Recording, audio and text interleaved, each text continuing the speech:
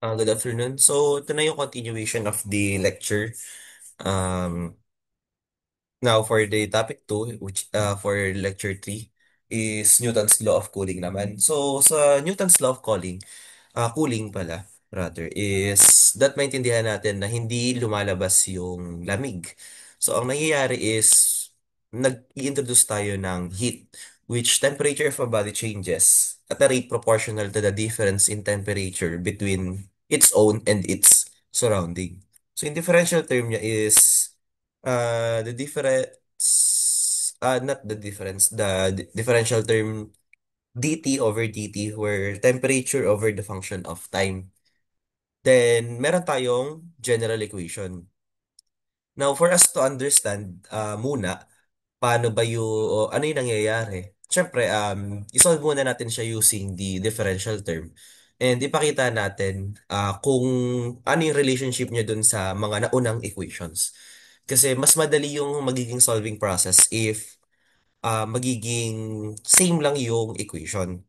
So note that the cooling is a loss of temperature, hence negative yung K value natin. And may correction ako from earlier. Not actually correction, but nagkaroon lang siguro ng uh, interpretation dun sa question about the negative K value. So, dito kasi sa C e raised to negative KT, negative talaga yung magiging formula. Ito yung kaibahan dun sa growth and decay. So, mamaya makikita natin kung ano bang ibig sabihin nun. So, tandaan lang itong mga symbols na to where T is the temperature of a body at any given time. Ts is the ambient temperature. T0 is the initial temperature and K is the proportionality constant. So, magbigay na muna tayo ng isang problem tapos isolve natin.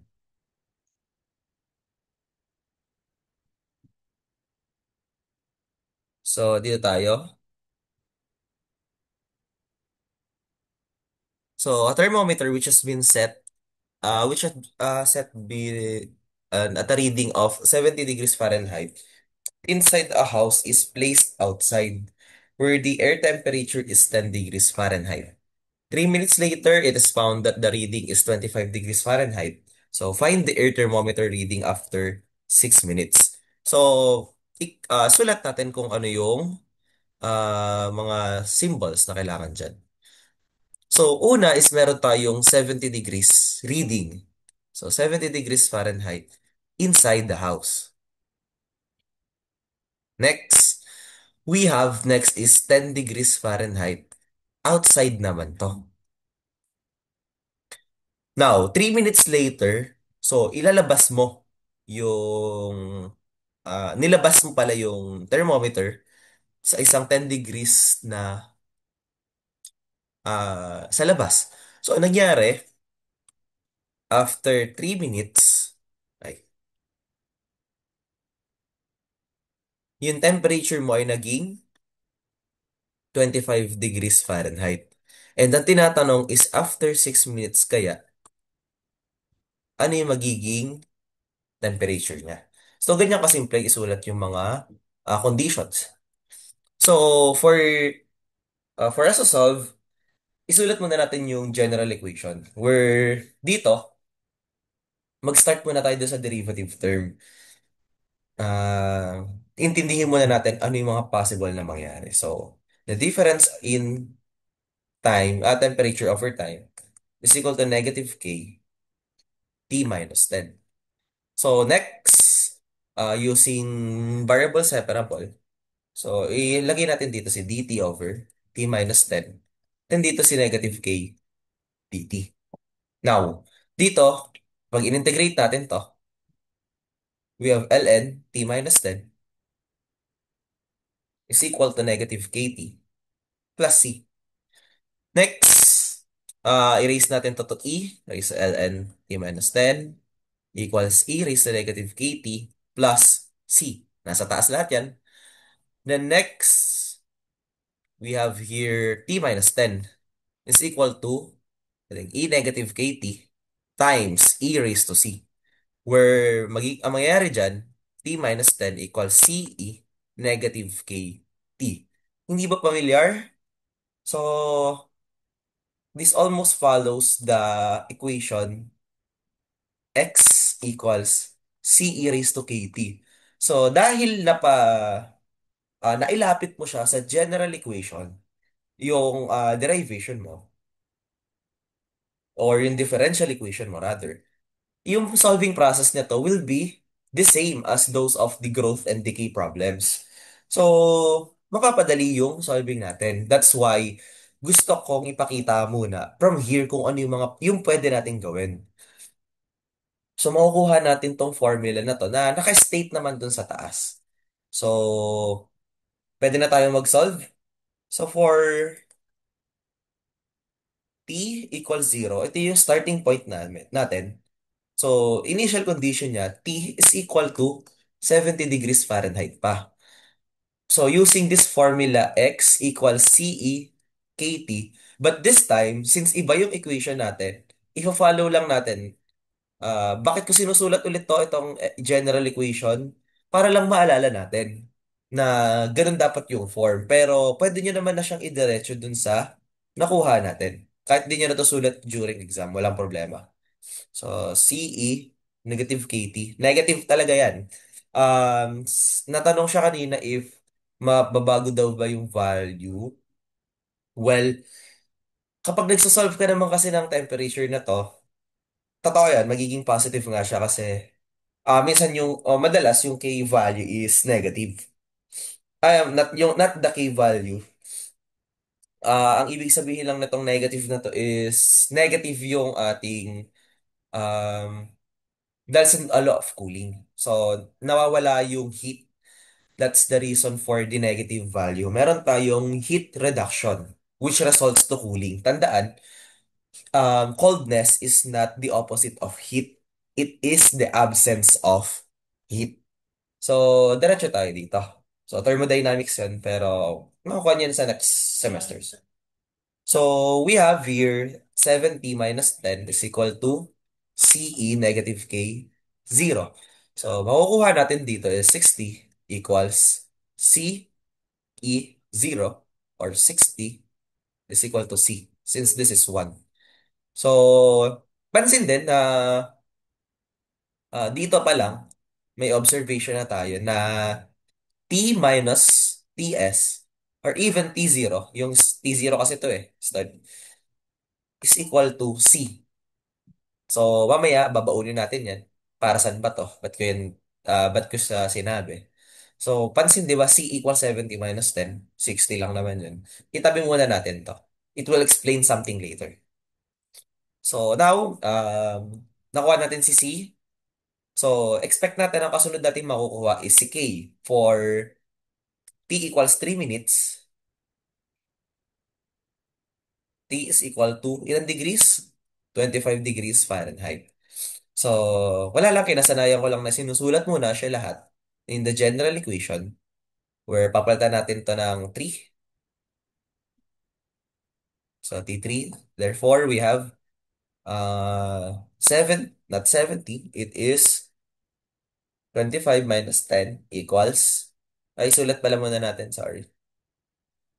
So, T minus 10 equals CE negative KT. Then we have 25 minus 10 equals C is 60. E negative K times 3, which is 3 minutes. Then we have 15 is equal to 60 E negative 3K. But kaya na to i-shift solve, pero bakit ko pa pinapakita algebraically? Para masanay kayo. Paano kung hiningi na bawal mag-calculate? At saka para ma-practice din yung algebra nyo to manipulate the variables. Kasi hindi lahat kayang i-shift solve. So, nagkakaproblema sa calculus. So, E negative 3K. May isi-simplify pa to. Pwede natin yung isulat as 1/4 equals E negative 3K. ln 1/4 equals ln E negative 3K. Then here, ln 1/4 equals negative 3K ln E, which is ito, equal lang sa 1. Then we have ln 1/4. Ito ay isang buong term all over negative 3. Isang buo yan. Equals K. So meron ka ng K value. Yung iba, ang preference pag nagsusulat nito ay ganito. So, ln 1/4 over 3 equals negative k. Para ipapalit na nila isang buo. Itong positive value na to. Or actually, ito magiging positive value. Compute natin. So, kahit alin dyan yung diretso mong input. So, ipakita natin yung value. So, what we have here is ln, the natural log of 1/4, which is negative value yan kasi fraction yan, over negative 3. So, negative over negative is positive. So, what we expect for k, ito, approximately 0.46. Or dito, kung negative k yan, paano kung tatanggalin natin to? Equals, magiging negative 0.46. So, approximately, negative 0.46. Now, if susulat natin siya dun sa equation natin, ibalik natin to, which is ano itsura ng equation? It's x equals CE negative KT. So, kung ipapasok mo to as K, since may negative naman na, ano mangyayari? This will result to to that of a negative value. And paano naman kung yung negative K yung gagamitin natin?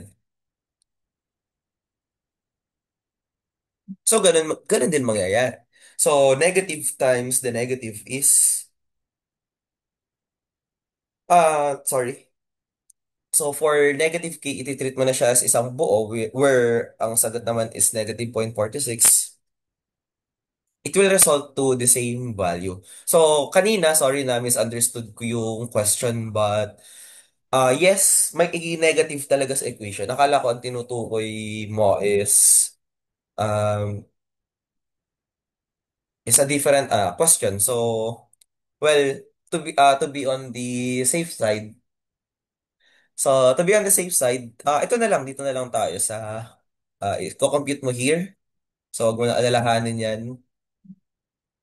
Then from there, since K to, isulat mo pa rin si negative. So, more, pakita ko na lang sa kung paano siya isusulat. So, itabi natin yung K na yan. Then, ano mangyayari? Dito tayo sa taas.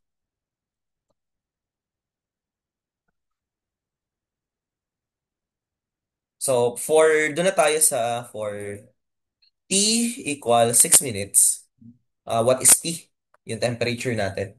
So, X equals CE. Again, negative KT siya because cooling. Mayroon tayong loss of heat. Then, we have here T minus 10 equals CE negative KT. So, T minus 10 equals 60. Sorry. 60E. Then, negative. Susulat natin yung value ng K. So, ang value ng K is approximately yung nakastore value kanina. Or para di para kung natatanong kung ano isusulat, so ito ay pwede mong isulat as ln 1/4 over negative 3. Multiplied by time, it takes 6 minutes. Ngayon, yung isa naman, kung curious pa rin talaga kung anong itsura, it will be t minus 10. So, using negative k, t minus 10 equals 60 e. Isang buo na, negative k, which is, ano na yung sagot? ln 1/4 over 3 times 6. Kasi, ang value ng negative k ay, ano nakasulat? Positive. So, kung check mo, parehas lang yung mangyayari. Yung isa ay negative times negative. Tapos yung isa, papalitan mong isang buo yung negative k neto. So, same lang siya. So, sorry earlier, baka may confusions about dun sa pinagsasabi ko, but here, parehas lang naman yung magiging sagot. So, okay na tayo dyan. So, pili na lang ng isa kung saan gusto mag-stick para hindi malito. Now, Kukompute natin to. So, t minus 10. So, pwede mo na siyang ilipat as t equals 10 plus 60e negative ln 1/4 over negative 3 times 6 where t is equal to 13.75 degrees Fahrenheit. So, ngayon, paano natin malalaman kung tama yung value? So, yung outside air temperature natin ay 10 degrees Fahrenheit. Tapos, yung temperature ng object in 3 minutes ay 25 degrees Fahrenheit. So, expect natin na yung value will fall somewhere between these two. Hindi siya pwedeng uminit than 25 degrees Fahrenheit. Hindi din pwede maging colder than its surrounding na 10 degrees. So, dahil 10 is less than T, which is yung 13.75, and is less than 25, therefore, nasa tamang lugar ka. So, nakukuha to for no, law of cooling. So, yan yung nagiging process. So, upon solving, it is C, K, then T, or X, kung ano man yung hinahanap natin na value. So now, for the common pattern kasi sa decomposition and growth, so tulad nito, mas maganda na yung problem is masulat natin in the general equation. Itong CEKT. Or at least close dyan. Tulad nito, ang naiba lang naman sa kanya is, di ba, from x equals CEKT, naging negative lang, tapos yung x natin is mapapalitan lang ng term na the temperature of the object minus the temperature of the surroundings. So, ano yung makukuha natin dito? Magiging same lang kasi yung solving process natin if we were to write it in the general equation. Di ba kung napansin sa lecture 3 part 1, ganito din yung process niya. I-solve mo si C, i-solve mo si K, then i-solve mo si X or si T or si kung anong letter man yung last na hinahanap. So, okay tayo doon. Kuha tayo ng panibagong problem.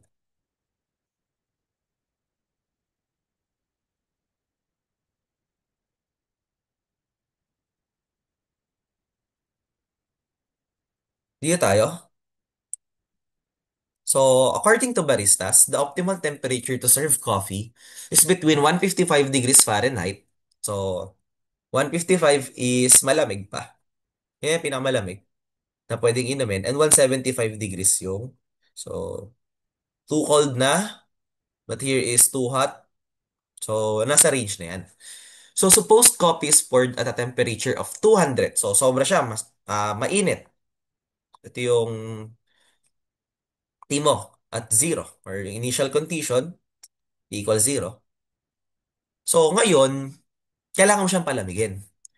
So, after mo daw siyang iwan sa sa temperature ng isang room na yan yung TS mo, surrounding, at 70 degrees Fahrenheit, iniwan mo siya for 2 minutes, T equals 2 minutes, ang nangyari sa iyong temperature ay 180 degrees Fahrenheit. Mainit pa din.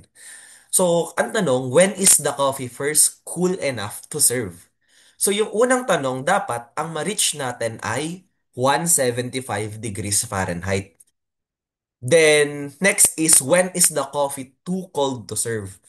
So, yung second na question, isa-set naman natin yung temperature at 155 degrees Fahrenheit. So, round the answer to the nearest half minute. So, start na tayo mag-solve.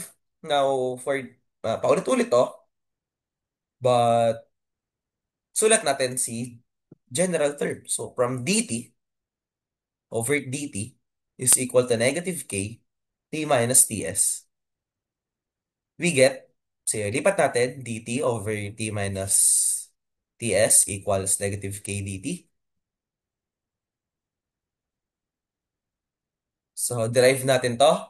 What we get here is t minus ts, or sige, sulat natin yung ln t minus ts equals negative kt plus c e raised to ln t minus ts equals e negative kt plus c. So, e raised t minus ts equals e negative kt e raised to c. T minus Ts equals C E negative KT, which yan yung pinanggalingan lang din natin kanina. So, importante pa bang isulat to? Hindi naman na. Pinapakita ko lang sa inyo yung pinagmulan ng general equation. Ngayon, isolve na natin muna si T0 or na T0. I-obtain muna natin si C. So, from T minus Ts, which sulat natin dito. So, T minus Ts is equal to CE negative KT. Yan na yung general equation natin from kamukha niya si X equals CE KT. Diba? Same lang yung process. So, T minus, ilang degrees yung, sorry, 200 minus 70. So, ito yung initial, tapos ito yung room temp. Equals CE negative K. Wala pa tayong rate, pero zero yung time. So, 130, or sulat muna natin, 200 minus 70 equals CE. 0, which is 1 lang. C equals 130. Or kung mapapansin mo, dito pala, P minus TS equals C. Saan natin unang nakita yan kanina? Andito. So, callback lang to dito.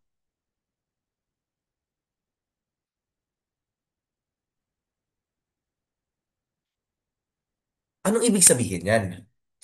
Na-obtain naman na natin si C. So, nandito din yan sa note. Pwede naman basahin, walang problema. Nang sulat yan dito. So, explain ko na lang. Kung mapapansin nyo, pag nagsasolve tayo ng Newton's law of cooling, for t equals 0, yung e function natin ay laging nagre-result to 1. So, meron tayong equation na maiiwan, which is c equals t minus ts.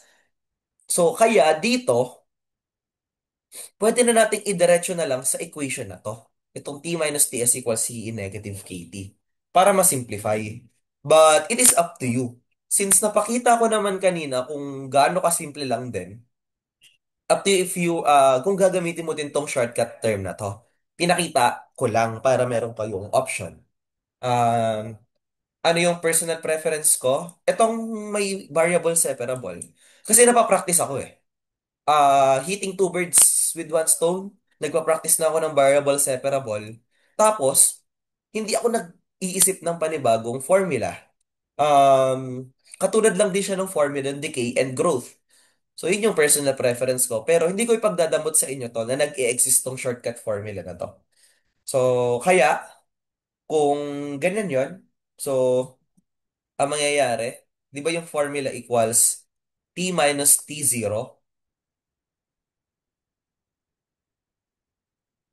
sorry, not t minus t0, it's t minus ts is equal to ce negative kt, then t minus ts equals t minus ts, e negative kt.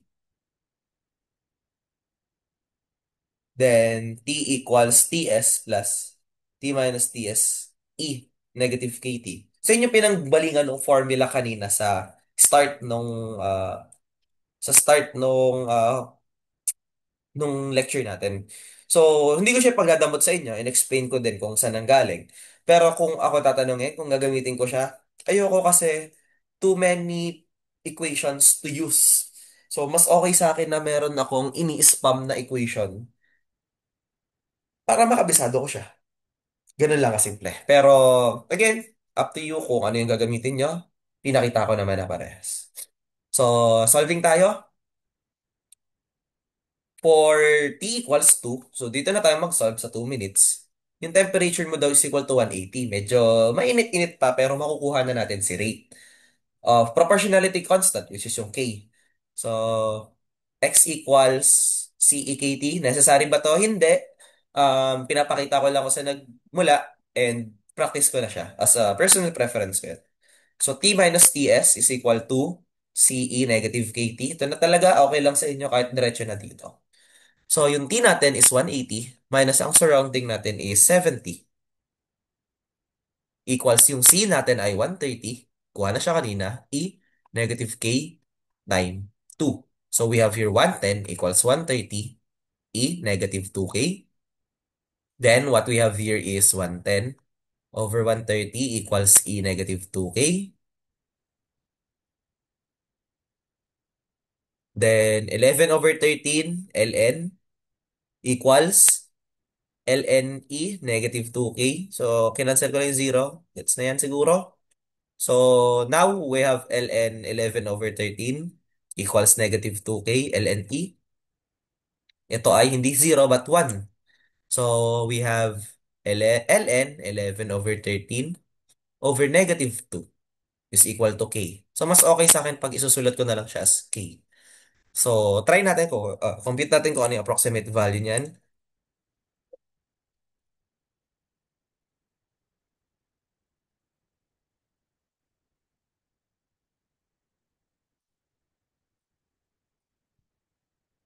So, k is approximately 0.08.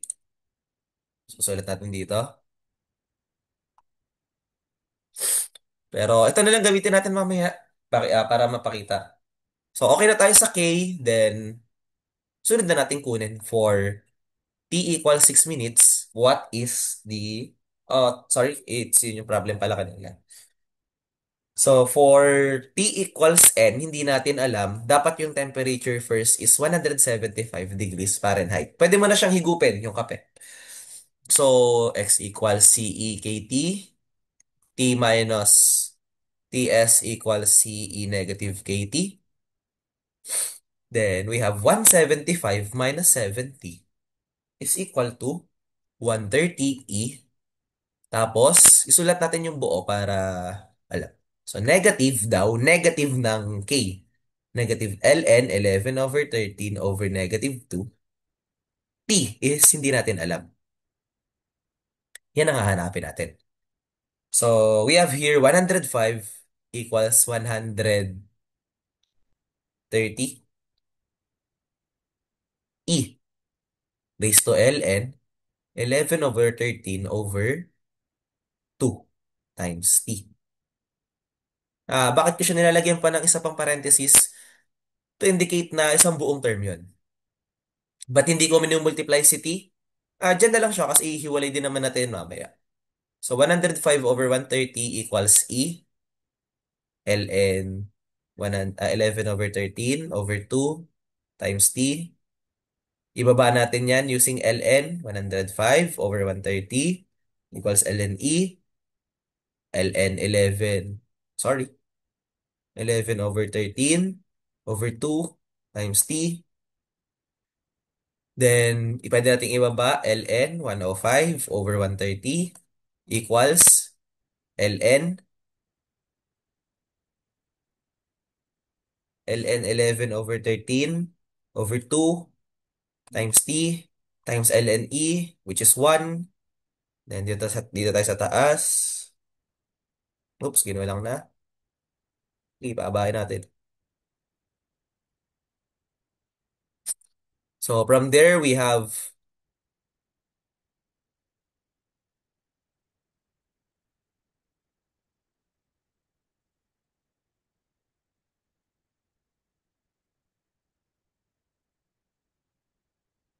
so sulat natin as ln 105 over 130. Tapos ilipat natin dito over ln 11 over 13 over 2 is equal to t. Then, solve na lang natin yan. Makukuha natin yung value of the t, which t equals approximately 2.5569. Pero ang sabi, half minutes lang siya. So, ang sagot ay 1.5, 2.5, 2.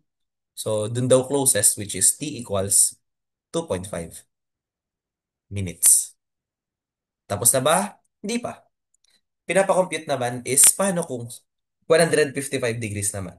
So, i-mirror mo lang tong, mirror, kokopyahin mo lang yung uh, last na equation na ginawa mo. So, for T equals N, hindi mo din alam. So, AM na natin.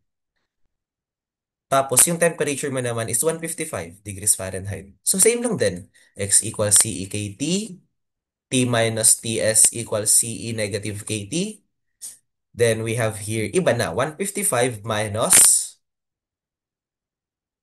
70 equals 130 E negative ln 11/13 over -2 times t. Then, syempre, wala namang masama. Pakita ko pa rin sa inyo paano siya isa-solve.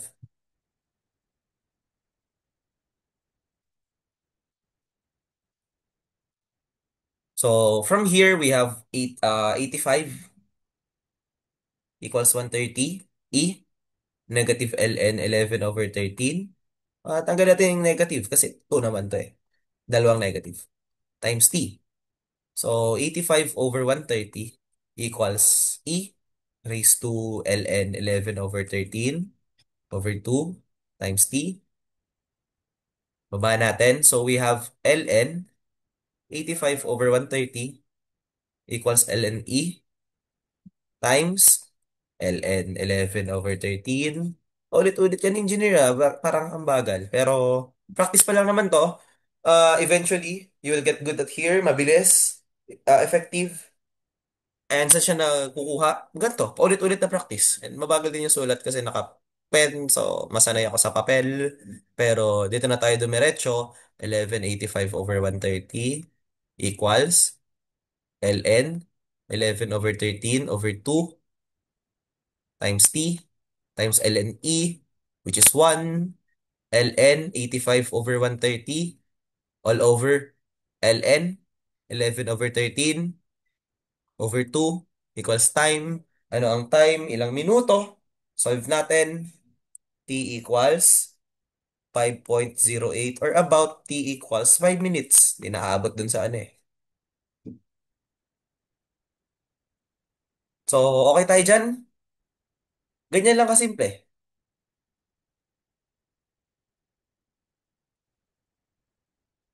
For sa pangalan natin which is ito ay Lecture 3 Part 2. So, ipopost ko na din yung recording. Tapos, pwede na tayo mag-proceed dun sa ating Lecture 4. So, thank you.